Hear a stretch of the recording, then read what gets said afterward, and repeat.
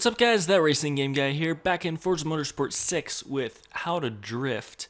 How to build a drift car, how to tune a drift car, and how to actually drift the drift car.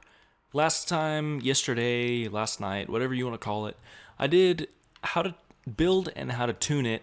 I bought this awesome 240SX, gave it this awesome livery, and built it, tuned it, lowered it, did all the things to it.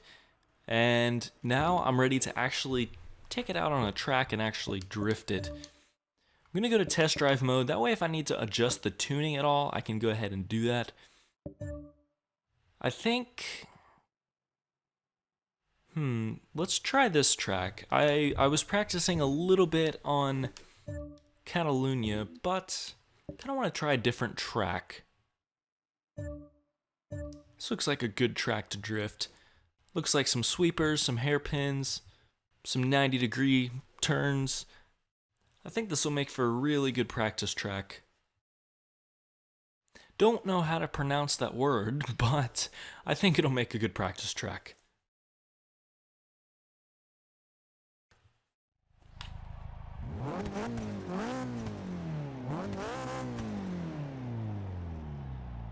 Sounds awesome, but let's go.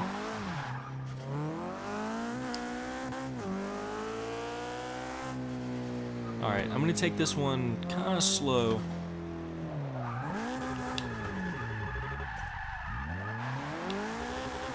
Oh geez. Alright, let's get to a better turn. That's not exactly the most ideal turn to start drifting with.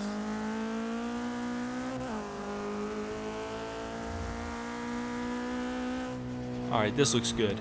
So what you're going to want to do, what I usually do is, first you're going to want to clutch in. Of course, you know, you're always going to want to clutch in.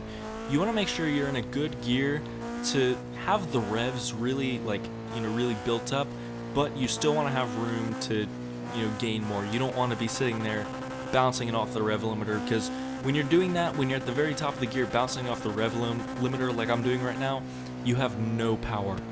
But you need, you want to be at peak power within your power band when you're drifting. That way you can keep the rear wheels turning and, kind of keep pushing your car through. So just clutch in, e-brake, let off the clutch, and gas. Kind of flick it back and forth like that. Now, flipping it back and forth takes a little more practice. It took me a little while to get that down. I started practicing in Forza 4 and then practiced a ton in Forza Horizon 2. Got really good at it in Forza Horizon 2, and I'm okay at it in Forza 6. Definitely, not by any means the best, and definitely don't be afraid to shift up throughout the, in the middle of a drift, because you're gonna need to sometimes. So clutch in, e-brake, and drift. Now, when you e-brake and it kicks the rear sideways like that, of course, naturally, you're going to want to counter steer. You're going to want to basically, you keep the rear, or the front wheels, pointed where you want to go. And, you'll have to go back and forth with the steering a little bit just to keep the rear end sideways sometimes. Unless you get a lot of angle. Oh geez, I'm not doing great today. It's been a while since I've practiced drifting in this game. But you want to keep oh geez, a little too much there.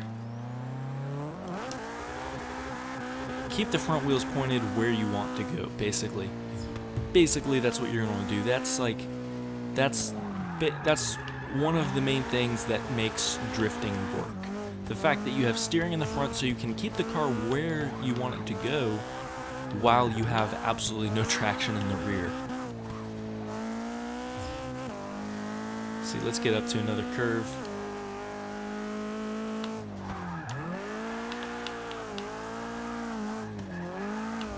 Kind of, flip it back and forth a little bit throughout a straight stretch. That takes more practice. I'm not very good at that at all. Just kind of manji back and forth.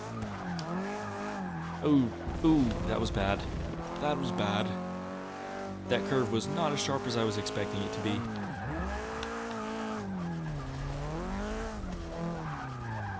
Oh, I took that way too fast. Oh, geez. And then my car didn't want to stop.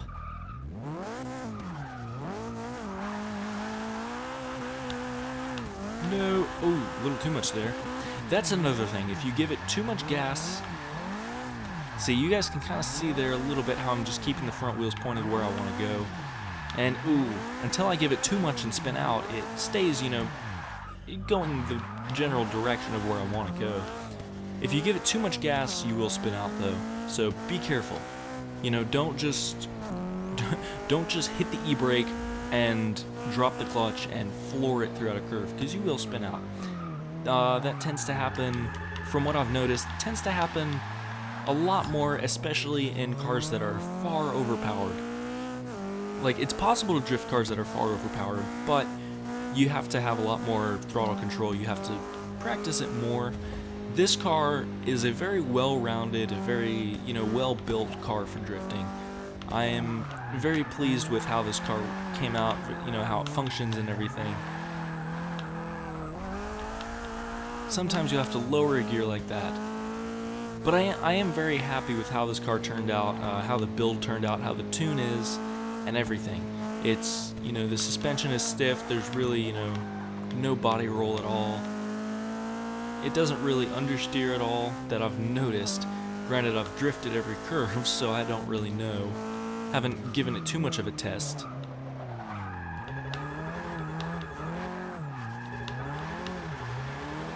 Sometimes you can hit the e-brake to kind of whip it back and forth.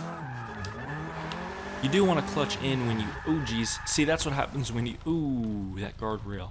That's what happens when you give it too much power. You just kind of spin out.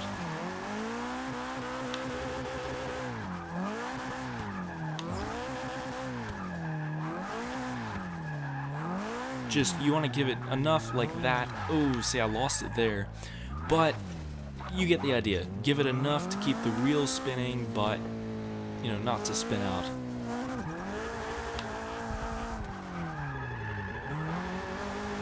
Sometimes in the middle of a drift you may have to clutch in e-brake just to keep it going. Sometimes you can do it like that purely based on momentum and need little to no gas. It all really depends. It depends on the car, depends on the curve, depends on how much momentum you have. Depends on your style. Cars that are underpowered for drifting, you're going to be relying a lot more on momentum than you are, you know, the non-existent power, I guess I could say.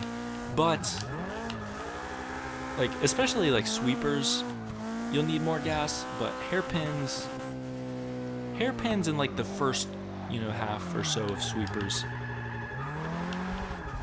See, I wasn't going fast enough to keep that going based on momentum. But I think that kind of gives the idea. I think you guys are getting the idea. I think I'm saying it, wording, oh geez, too much. I think I'm explaining it okay. If you guys have any questions or anything, I can definitely answer them to the best of my ability in the comments section down below. Let's try manjing again. That didn't work. There we go. And I stalled it. And I stalled it.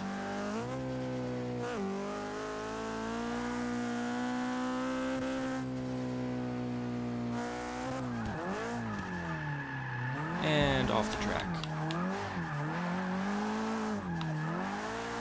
Alright, little bit of a manji. Ooh, and I almost gave it too much.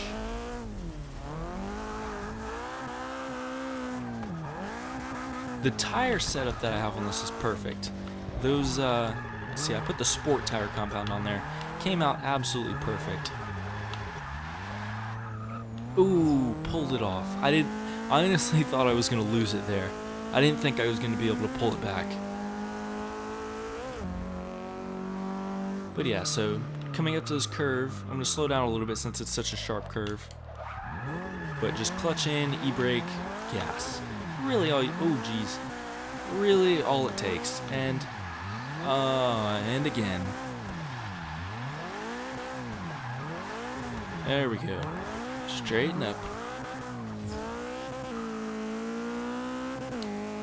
This car is a beast if you unleash it. It's just a matter of, you know, taming the beast. Taming the beast, making it go where you want it to go, kind of do what you want it to do.